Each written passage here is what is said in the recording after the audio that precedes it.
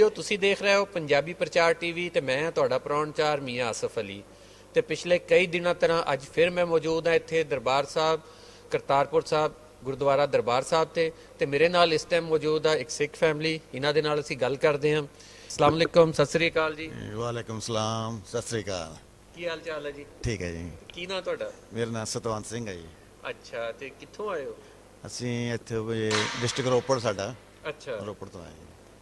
ਤੇ ਅੱਛਾ, ਇੱਥੇ ਆ ਕੇ ਕਿਹਦਾ ਲੱਗਿਆ ਪਹਿਲਾਂ ਤੇ ਇਹ ਦੱਸੋ, ਫਿਰ ਬਾਕੀ ਗੱਲਾਂ ਕਰਦੇ ਹਾਂ। ਸਾਨੂੰ ਤਾਂ ਇਦਾਂ ਲੱਗਦਾ ਜਿੱਦਾਂ ਵੀ ਅਸੀਂ ਕਿਸੇ ਧਰਤੀ ਦੇ ਹੋਰ ਕੋਨੇ ਤੇ ਆਏ ਵਾ। ਅੱਛਾ, ਇੱਕ ਨਵੀਂ ਦੁਨੀਆ ਦੇਖਣ ਦੀ ਇਦਾਂ ਦਾ ਲੱਗਦਾ ਸਾਨੂੰ। ਅਭੀ ਅੱਜ ਜਿੱਦਾਂ ਅੱਜ ਤੱਕ ਕਦੇ ਇਹੀ ਜਗ੍ਹਾ ਦੇਖੀ ਹੋ ਨਹੀਂ ਕਿਧਰੇ। ਇੱਕ ਸਾਡਾ ਇਹ ਸੁਪਨਾ ਪੂਰਾ ਹੋਇਆ ਜ਼ਿੰਦਗੀ ਦਾ, ਜਦ ਵੀ ਇਹ ਸੁਣਿਆ ਸੀਗਾ ਵੀ ਇਹ ਚੱਲ ਰਹੀ ਕਾਰਵਾਈ, ਤੇ ਸਾਡੇ ਮਨ ਸੀਗਾ ਵੀ ਜਾ ਕੇ ਆਈ, ਤੇ ਅੱਜ ਅਸੀਂ ਆ ਗਏ। ਬਾਬਾ ਨਾਨਕ ਇੱਥੇ ਲਿਆਇਆ ਸਾਨੂੰ। ਅੱਛਾ ਜੀ, ਤੁਹਾਡਾ ਕੀ ਨਾਂ ਜੀ? ਤੁਸੀਂ ਵੀ ਦੱਸੋ ਜ਼ਰਾ। ਮੇਰਾ ਨਾਮ ਨਰਿੰਦਰ ਕੌਰ। ਤੁਹਾਨੂੰ ਕਿਹਦਾ ਲੱਗਿਆ? ਮੈਨੂੰ ਅੱਜ ਜਿਹੜਾ ਦਿਨ ਹੈ ਮੇਰੇ ਵਾਸਤੇ ਬਹੁਤ ਸ਼ੁਭਦਾਇਕ ਕਿ ਮੈਨੂੰ ਬਹੁਤ ਖੁਸ਼ੀ ਹੋਈ ਆ ਕਿ ਮੇਰੀ ਕਿਸਮਤ ਵਿੱਚ ਮੈਂ ਅਰਦਾਸਾਂ ਸੁਣਦੇ ਹੀ ਕਰਦੇ ਸੀਗੇ ਕਿ ਅੱਜ ਮੇਰੀ ਉਹ ਖਾਹਿਸ਼ ਪੂਰੀ ਹੋਈ ਹੈ। ਤੇ ਮੈਂ ਸਦਕੇ ਜਾਂਦੀ ਹਾਂ ਗੁਰੂ ਨਾਨਕ ਪਾਤਸ਼ਾਹ ਦੇ ਤੇ ਵਧੀਆ। ਕਿਹਦਾ ਤੁਹਾਨੂੰ? ਬਹੁਤ ਬਹੁਤ ਆਨੰਦ ਆਇਆ। ਹਾਂ, ਸਾਡੇ ਉਧਰ ਸਾਈਡ ਤੇ ਸਫਾਈ ਬਹੁਤ ਘੱਟ, ਇੱਧਰ ਸਾਡੀ ਸਫਾਈ ਬਹੁਤ ਲੱਗੀ ਆ।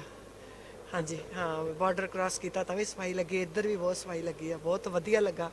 ਇਹ ਤੁਸੀਂ ਕਹਿ ਰਹੇ ਹੋ ਕਿ ਸਫਾਈ ਇੱਥੇ ਲੱਗੀ ਹੈ ਤੁਹਾਨੂੰ ਵਾਵਾ ਤੇ ਉਧਰ ਘੱਟ, ਇਹ ਸਾਡਾ ਦਿਲ ਰੱਖਣ ਨੂੰ ਕਹਿ ਰਹੇ ਹੋ ਕਿ ਵਾਕਈ ਤੁਹਾਨੂੰ ਲੱਗਿਆ ਕਿ ਇੱਧਰ ਸਫਾਈ ਬਹੁਤ ਹੈ? ਕਹਿ ਰਹੇ ਆ, ਤਹਿ ਦਿਲੋਂ ਕਹਿ ਰਹੀ ਆ ਕਿ ਬਹੁਤ ਵਧੀਆ ਸਿਸਟਮ ਹੈ।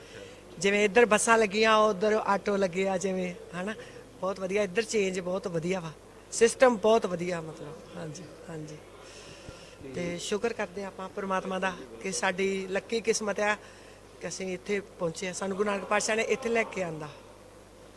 ਅੱਛਾ, ਤੇ ਇਹ ਉਧਰ ਜਿਹੜੇ ਆ, ਯਾਨੀ ਕਿ ਉਧਰ ਇਦਾਂ ਦਾ ਸਿਸਟਮ ਨਹੀਂ ਹੈ ਬੱਸਾਂ ਵਾਲਾ ਸਵਾਰੀਆਂ ਦਾ ਜਿੱਦਾਂ ਇੱਥੇ ਆ? ਨਾ, ਇੱਥੇ ਵਧੀਆ ਲੱਗਾ।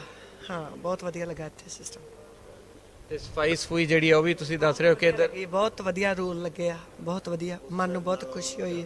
ਸਾਡੇ ਨਾਲੋਂ ਜ਼ਿਆਦਾ ਅੱਗੇ ਨੇ।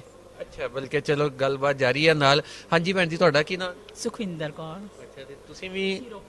ਅੱਛਾ, ਹਾਂਜੀ ਨਹੀਂ ਰੋਪੜ ਦਾ ਤੇ ਮੈਨੂੰ ਪਤਾ, ਕਿਉਂ ਇਕੱਠੇ ਹੀ ਹੋ ਤੁਸੀਂ ਤਿੰਨੋਂ? ਅੱਛਾ ਅੱਛਾ ਅੱਛਾ ਅੱਛਾ। ਹਾਂਜੀ ਇਹ ਕਿਹਦਾ ਹਾਂਜੀ, ਲੱਗਿਆ ਇੱਥੇ? ਬਹੁਤ ਵਧੀਆ। ਮਹਾਰਾਜ ਦੇ ਦਰਸ਼ਨ ਹੋ ਗਏ, ਬਹੁਤ ਜ਼ਿਆਦਾ ਖੁਸ਼ੀ ਹੋਈ।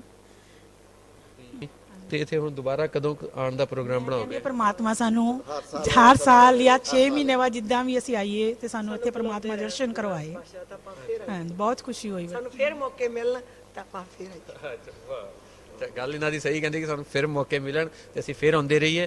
ਅੱਛਾ, ਤੇ ਇਹ ਗੱਲ ਹੋ ਰਹੀ ਸੀਗੀ ਇੱਥੇ ਤੇ ਤੁਹਾਨੂੰ ਉਧਰੋਂ ਆਉਂਦੇ ਹੋਏ ਰਸਤੇ ਦੇ ਵਿੱਚ ਫਰਕ ਕੀ ਮਹਿਸੂਸ ਹੋਇਆ? ਨਹੀਂ, ਪਰ ਦੇਖੋ ਹੈ ਤਾਂ ਭਰਾ ਹੀ ਆ ਦੋਨੇ, ਕੋਈ ਇਹੋ ਜਿਹੀ ਗੱਲ ਨਹੀਂ ਹੈਗੀ। ਵੈਸੇ ਪਹਿਲਾਂ ਨਾਲੋਂ ਹੁਣ ਜ਼ਿਆਦਾ ਲੋਕੀ ਸਮਝਣ ਲੱਗ ਗਏ, ਜਿਹੜੀ ਨਵੀਂ ਜਨਰੇਸ਼ਨ ਆ ਇਸ ਚੀਜ਼ ਨੂੰ ਫੋਲੋ ਕਰਦੀ ਆ ਵੀ ਪਹਿਲਾਂ ਨਾਲੋਂ ਫਰਕ ਪੈ ਗਿਆ। ਆਪਾਂ ਇੱਕ ਦੂਜੇ ਦੇ ਬਹੁਤ ਕਲੋਜ਼ ਹੋ ਰਹੇ ਆ, ਤੇ ਬਾਕੀ ਤਾਂ ਠੀਕ ਹੀ ਆ।